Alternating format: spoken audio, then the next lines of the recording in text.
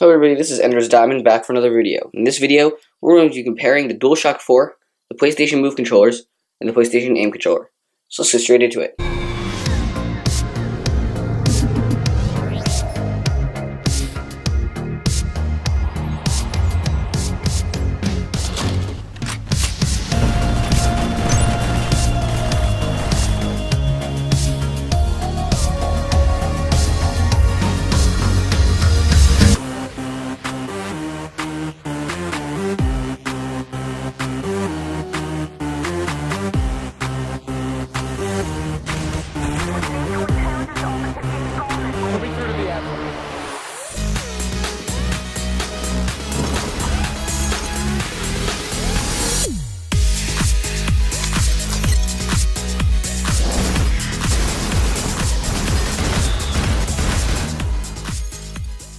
Let's go over the basic features of the DualShock 4.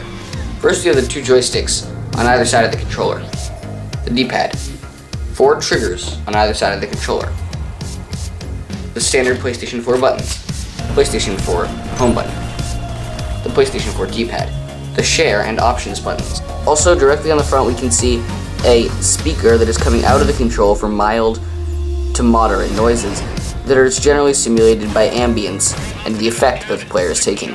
I do have to say that the controller overall looks nice. I think it's got a nice feel, and the ability to customize it with your own colors is really convenient. Now, let's take a look at the PlayStation Move controllers. These controllers were originally made for the PS3, but have now been remodified for the PlayStation VR. Few games for the general PlayStation 4 use them, however, they are very useful when using the PlayStation VR. Let's look at the basic controls we have. We have the standard buttons, circle, triangle, square, and X. And in the top, that is a customized button that is generally used in the PlayStation 4 to release your grip.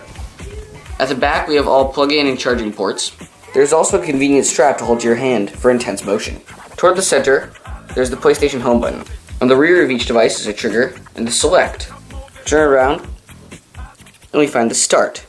This is the newest and most unique addition to the PlayStation controller line, the PlayStation VR Aim controller. Right now, this is only supported by one game in the PlayStation Home.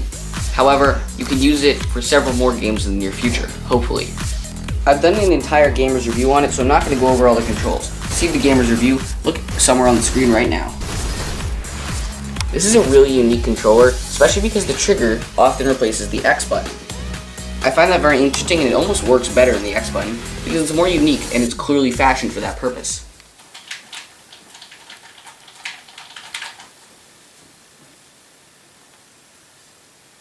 The DS4 is incredibly comfortable when using it to game.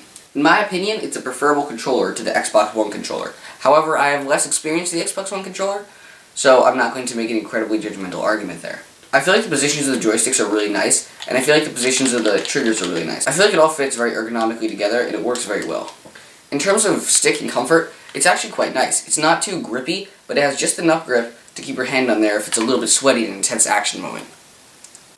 I have to be honest though, the bottom code label can be kind of frustrating when you're using your fingers and you notice they're sliding off. It can almost be distracting, causing you to think that there's a big lump of smudge or something there when there's really nothing. During a regular gaming session, this is almost my positive controller to go with. However, I think that the other two still are in high contenders for the #1 controller for PlayStation to use. The PlayStation Move controllers are actually quite comfortable. To use them as hands feels very natural, especially with the trigger on the back. I feel like the buttons on the front are very ineffective, and I'm kind of even annoyed that they have them. The large button on the front actually works pretty well, because you can find it easily when you've closed eyes during VR.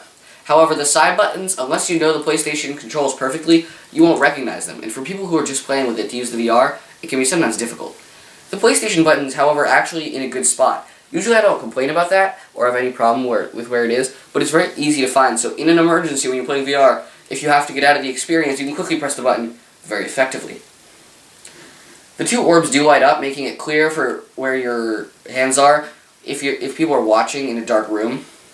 This can be something that a lot of people have difficulty with if seeing these controllers, if you're in a very dark room, I found, without the orbs. However, that's not the purpose. Of course, the PlayStation tracks them, but it's an added benefit. The straps I haven't found particularly useful. I haven't been doing too much karate or anything like that, so mostly it's been racing, driving, shooting, grabbing things, nothing too intense. Overall, I think that these are probably my #1 choice for PlayStation VR's permanent use. I kind of wish that the VR would use less of the DualShock 4, but I wouldn't want to necessarily use these in a regular video gaming session. Next up, we have the PlayStation Aim Controller. What's kind of upsetting about this is it's only supported by one game right now, which makes it very difficult to judge. Because it's only supported by one game right now, I haven't really been able to get a firm feel of how this would work. Overall, I could see this being used in every single shooter game. I'd find that even non-virtual reality shooter games, it could be fun in. However, if the tracking's even slightly off, I'd go immediately to the DualShock 4. I think that it ergonomically feels great, and that it's really comfortable to use. I can definitely imagine holding the sights all day, because it's very comfortable. I wouldn't want to use this for all virtual reality games by any means. Really, I think that where it shines is in shooter games. However, if you were to find extensions so you could turn this maybe into a sword or a wand or a pickaxe depending on the game, I find that that could be where the real potential's at.